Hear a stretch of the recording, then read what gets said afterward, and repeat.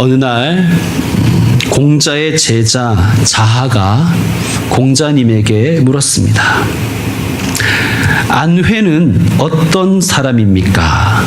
안회는 공자의 제자 중에 한 명입니다. 공자가 대답합니다. 인의, 즉 어짐과 발음은 나보다 낫지. 또 묻습니다. 그러면 자공은 어떻습니까? 말재주는 내가 따라가지 못할 정도지. 그럼 자로는요? 용기에는 내가 엄두도 내지 못해. 자장은요? 장중함, 즉 점잖음은 나보다 나아. 이 말을 다 듣고 자아가 벌떡 일어나서 묻습니다. 선생님, 그들이 다 선생님보다 나은데 왜 선생님에게 머리를 조아리고 스승으로 삼으며 배우고 싶어 하지요? 공자는 조급히 여기는 제자를 안돈시켜 자리에 앉히며 말했습니다. 안회는 인의를 말할 줄은 알지만 변통은 모른단다. 또 자공은 말은 잘하지만 겸손하지 못하다. 자로는 용감하지만 물러날 줄을 몰라. 그리고 자장은 장중하지만 남과 어울리지 못해. 그들은 각각 장점을 가지고 있지만 단점도 있단다. 내가 내 사람에 대해서 잘 알고 인정하기 때문에 그들이 나를 스승으로 따르고 섬기되 두 마음으로 섬기지 않는 것이란다 라고 말했습니다. 저는 이 이야기를 통해서 스승이 어떤 분인가를 알게 되었습니다. 스승은 많이 아는 분이 아닙니다. 스승은 꿰뚫어 볼 줄 아는 사람이 스승임을 깨달았습니다. 여러분, 예수님은 우리의 구주이기도 하시지만요, 예수님은 우리를 꿰뚫어 보시는 스승이십니다. 하나님의 말씀은 살아있고 활력이 있어 좌우의 날선 어떤 검보다도 예리하여 혼과 영과 및 관절과 골수를 찔러 쪼개기까지 하며 또 마음의 생각과 뜻을 판단한다고 말씀하십니다. 말씀이신 우리 주님은 우리를 꿰뚫어 보십니다. 오늘 본문에는 유대인들이 나오는데요, 이 유대인들을 본문은 이렇게 소개하고 있습니다. 믿은 유대인, 예수님을 믿은 유대인들이라고 소개하고 있습니다. 믿는 유대인이라고 하지 않고 굳이 믿은이라고 번역한 이유는 이 헬라어 원문 원전이 완료 분사형으로 되어 있기 때문입니다. 그러니까 완료 분사형이라는 건 우리 말에는 없는데 이런 거예요. 과거에서부터 쭉 믿어왔고 지금도 믿고 있는 그러한 사람들과 나누는 대화였습니다. 즉, 이 사람들은요, 오늘 처음으로 예수님을 만난 사람들이 아니라 그 전부터 예수님과 상당 시간을 함께하며 예수님 곁에 머물렀던 사람들인 것을 알 수 있어요. 그들에게 예수님은 이렇게 말씀하십니다. 그들을 꿰뚫어 보시면서 말씀하시는데 이렇게 말씀하세요. 너희가 내 말에 거하면 참으로 내 제자가 될 것이다. 너희가 내 말에 거하면 참으로 내 제자가 된단다. 지금 이 말을 들은 사람들은 예수님을 계속 따라다닌 사람들이에요. 따라다니면서 수많은 설교를 들었겠죠? 많은 가르침을 들었을 것입니다. 그런데 예수님의 말씀은 너희는 아직 내 제자가 아니야, 이렇게 말씀하신단 말이에요. 그렇게 많은 설교를 듣고 그렇게 많은 가르침을 받았는데 아직 예수님의 제자가 아니라는 거예요. 자, 제자가 되려면 어떻게 해야 된다고 주님 말씀하십니까? 나의 말에 거하라, 이렇게 말씀하십니다. 나의 말에 거하라. 주님의 말씀에 거한다는 것은 도대체 무슨 뜻일까요? 주님의 말씀에 거한다, 무슨 뜻일까요? 오늘 공자님 얘기를 자주 하게 되는데요, 공자님이 쓴 말씀, 공자님의 그 가르침을 적어놓은 게 이제 논어잖아요. 논어는 이 사람됨을 가르치는 그런 경전입니다. 거기에 첫 대목이, 논어의 맨 첫 대목이 뭔지 아세요? 학이 시습지. 이렇게 됩니다. 학이 시습지. 배우고 또 경우에 맞게 그것을 익힌다는 뜻입니다. 배우고 경우에 맞게 그것을 익힌다. 참 의미심장한 것 같아요. 참 사람됨의 길은 마음을 열고 열심히 배우는 데서 시작됩니다만 그 배움은 삶 속에서 적절하게 훈련되어야 된다는 말씀이에요. 예수님을 믿은 유대인들에게 남은 과제도 바로 학이 시습지입니다. 배운 것을 경우에 맞게 익혀가는 것이에요. 그러면 우리에게도 남은 문제가 뭡니까? 역시 마찬가지입니다. 학이 시습지입니다. 여러분, 한국 교회는 세계에서 유례를 찾아보기 어려울 정도로 성경 공부를 열심히 합니다. 아마 전 세계에서 성경 공부를 한국 교회만큼 열심히 하는 교회는 없을 것입니다. 한국 교회 성도들만큼 설교를 많이 자주 듣는 분들도 없을 것입니다. 가끔씩 어떤 성도님들은요, 제가 알고 있는 어떤 성도님은 하루 종일 그 기독교 라디오 채널을 틀어놓고 사시는 분이 있어요. 어떤 분은 하루 종일 기독교 TV 방송을 계속해서 시청하시는 분들이 있어요. 계속해서 일을 하시면서 말이죠. 그러니까 목사가 요즘에 설교하기가 얼마나 힘들겠습니까? 그렇죠? 라디오로, TV로, 혹은 인터넷으로 그 수많은 설교를, 그 많은 좋은 설교를 듣고 공부하고 있으니 목사가 설교하기를 얼마나 힘들겠습니까? 저는 사실 거의 이제 라디오나 TV 기독교 채널을 보지 않습니다. 자, 말씀에 거한다는 게 뭘까요? 이렇게 항상 설교를 듣고 항상 시청하고 공부를 많이 하는 것이 말씀에 거한다는 뜻일까요?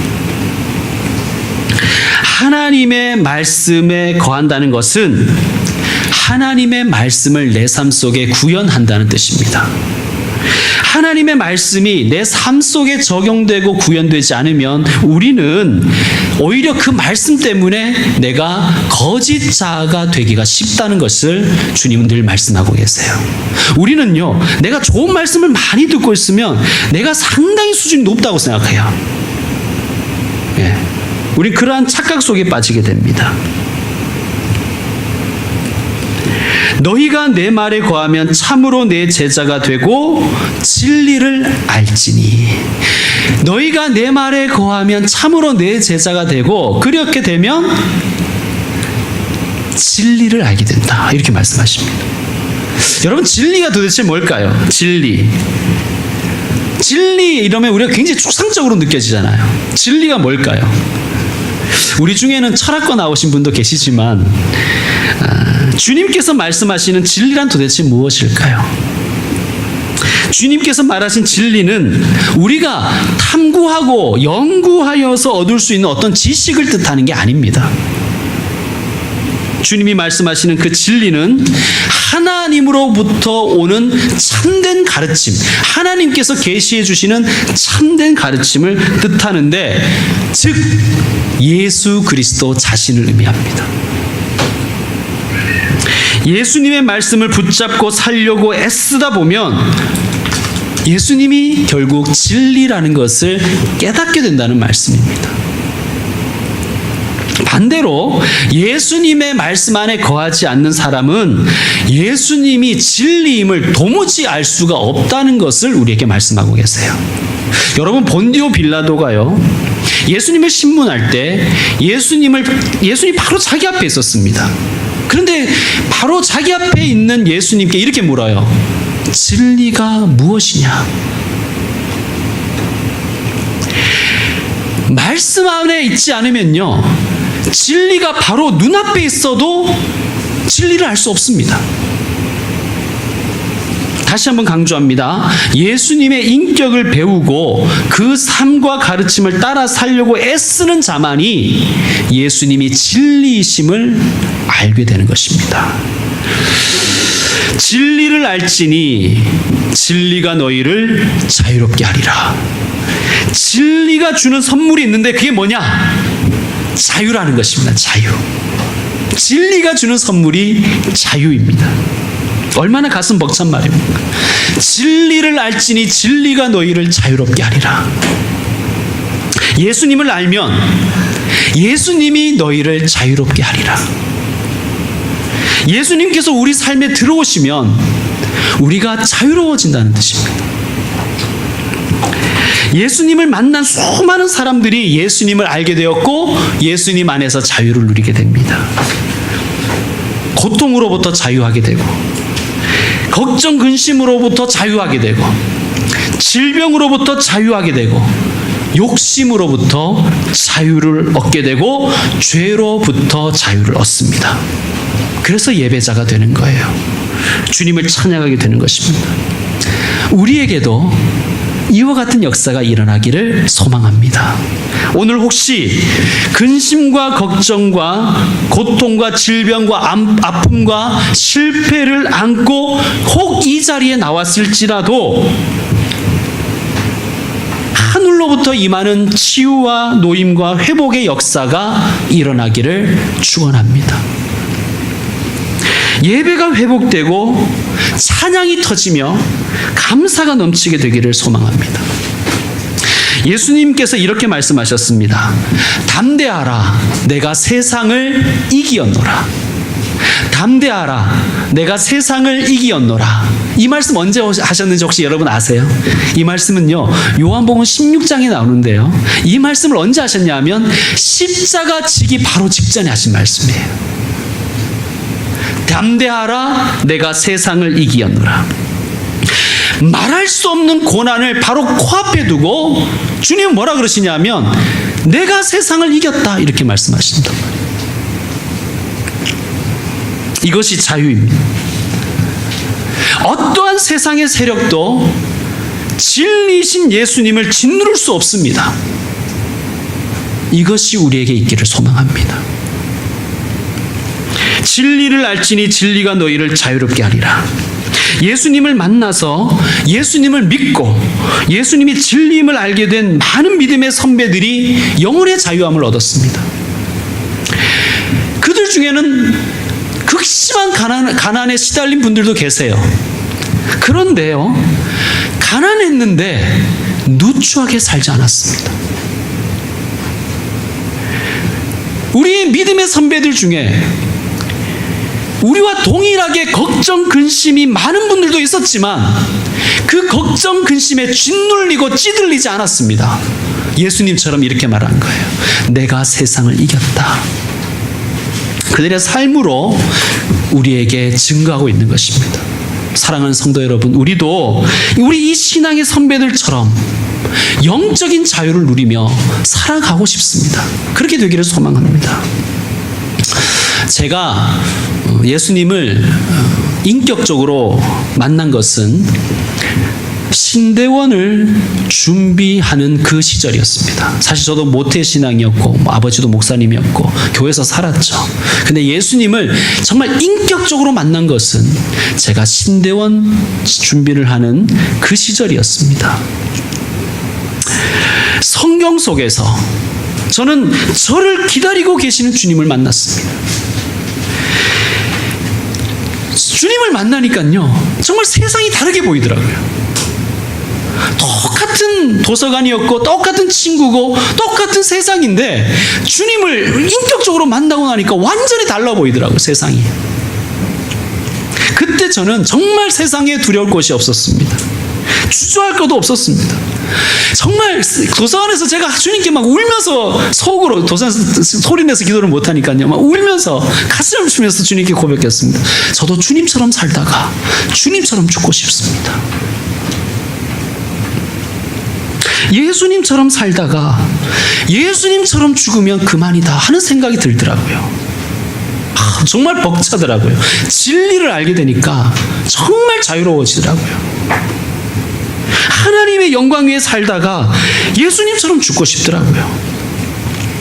그때는 정말 세상의 복 따위는 안중에도 없었습니다. 그런데 물론 그 생각이 지금도 변화는 없지만 참 많이 변질된 것 같아요. 저 자신을 제가 이 말씀을 준비하면서 뒤돌아볼 때 주님을 향한 단순하고 소박했던 그 사랑이 세월이 지나니까 많이 퇴색해 버렸더라고요. 그리고 자꾸 몸을 사리고 자꾸 계산을 합니다. 솔직히 저는 그때보다 훨씬 풍족한 삶을 삽니다. 정말 비교할 수 없을 정도로 풍족한 삶을 사는데도 불구하고 저는 찌들어 살고 있어요. 찌들어 있습니다. 훨씬 물질적으로는 풍요한데 그때보다 훨씬 더 많은 능력이 생겼는데도 불구하고 걱정, 근심에 짓눌려 살고 있습니다. 정말 그때는 주님의 손과 발이 되어서 살고 싶었어요.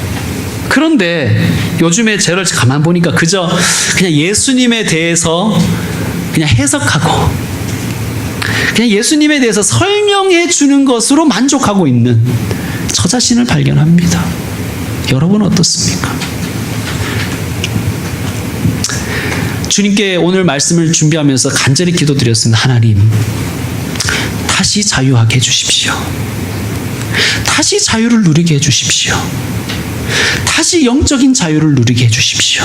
그래서 예수님처럼 담대하라, 내가 세상을 이겼다, 이 고백을 정말 성도들에게 선포할 수 있게 해주십시오. 여러분, 저와 마찬가지로 여러분도 그렇게 기도하는 분들 되셨으면 좋겠습니다. 하나님, 영적인 자유를 주십시오. 여러분, 진리만이 우리를 자유롭게 합니다. 세상의 온갖 잡스러운 것들에게 마음 다 팔려가지고 영혼이 한없이 남루해진 우리에게 주님 말씀하십니다. 진리가 너희를 자유롭게 하리라. 이 말씀을 가슴 벅차게 들었으면 좋겠습니다.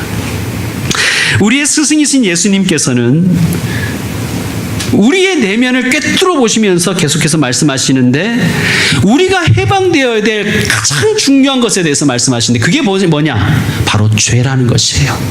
죄로부터의 자유를 우리에게 말씀하고 계십니다. 34절에 보면 죄를 범하는 자마다 죄의 종이라고 말씀하십니다.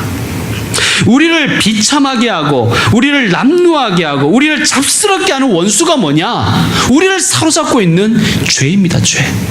욕심이 잉태한 즉 죄를 낳고 욕심입니다. 욕심.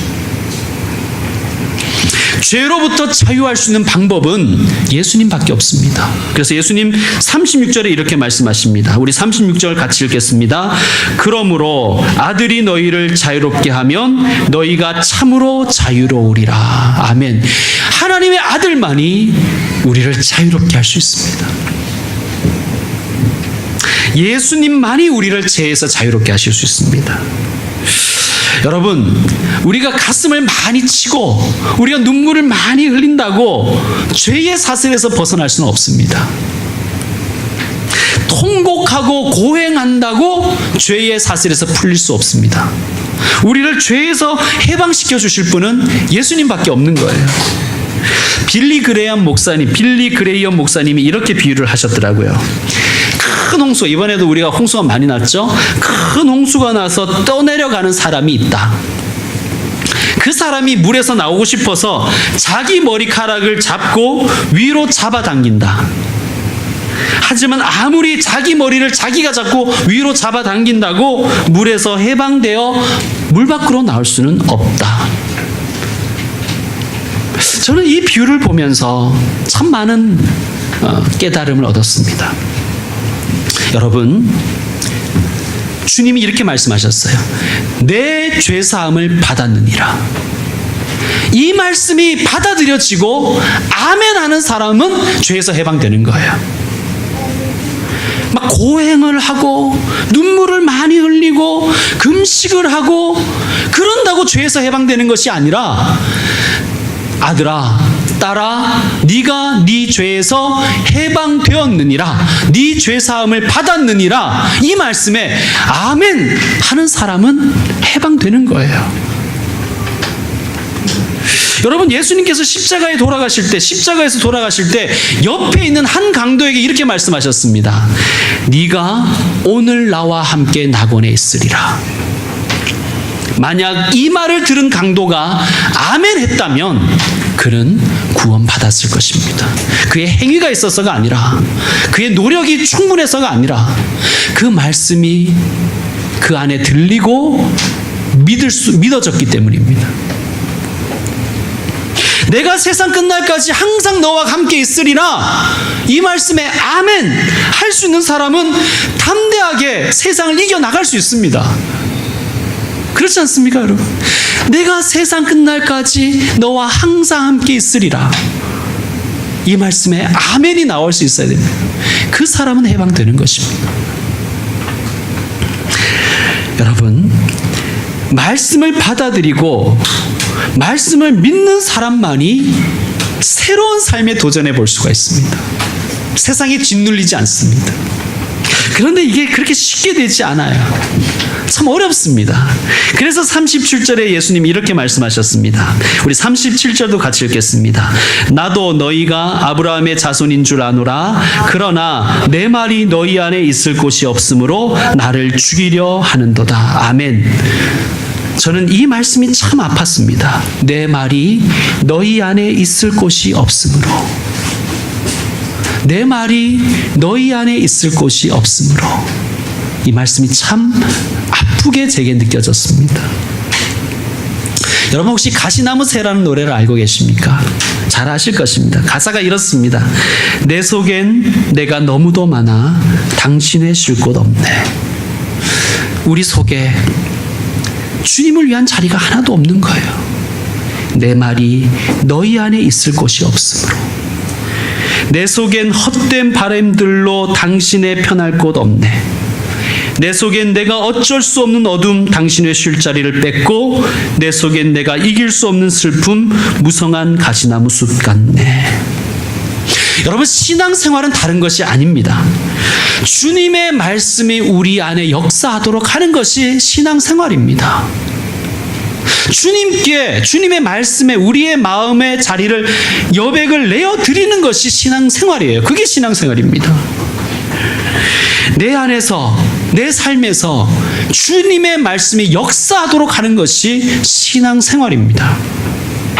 분주한 일상, 말초적이고 감각적인 세상의 물결에 우리의 영혼이 휩쓸려 떠내려 가지 못하도록 하려면 우리를 든든한 밧줄과 닻에 묶어놔야 됩니다.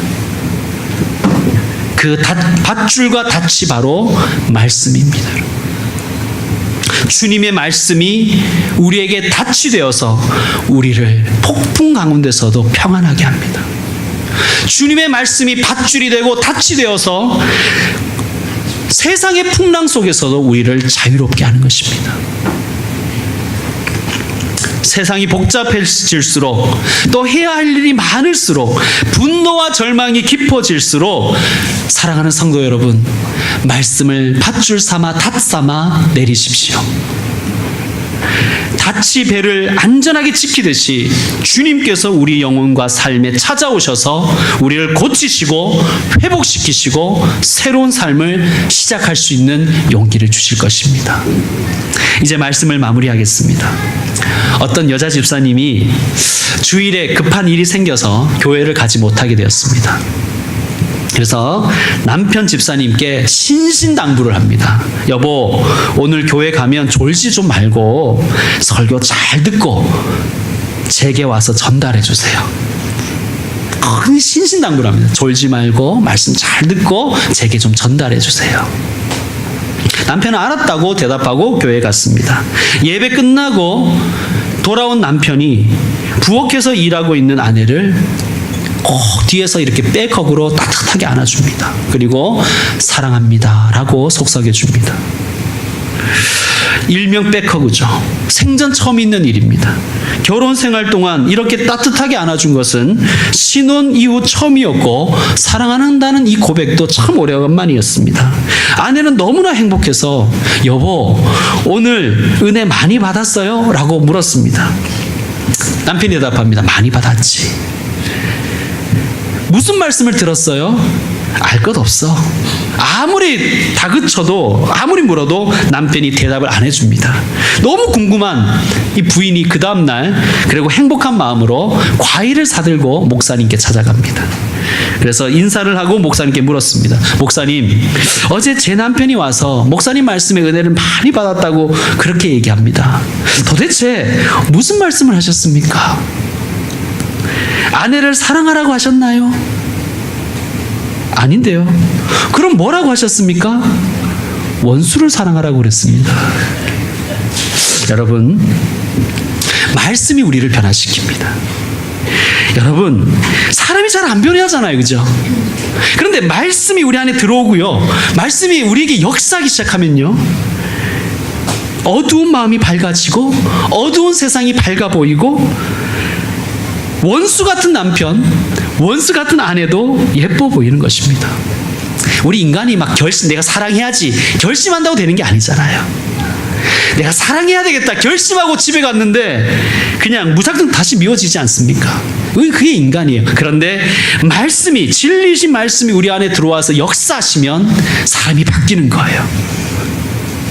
말씀이 우리를 새롭게 하시고 자유롭게 하십니다. 진리를 알지니 진리가 너희를 자유롭게 하리라.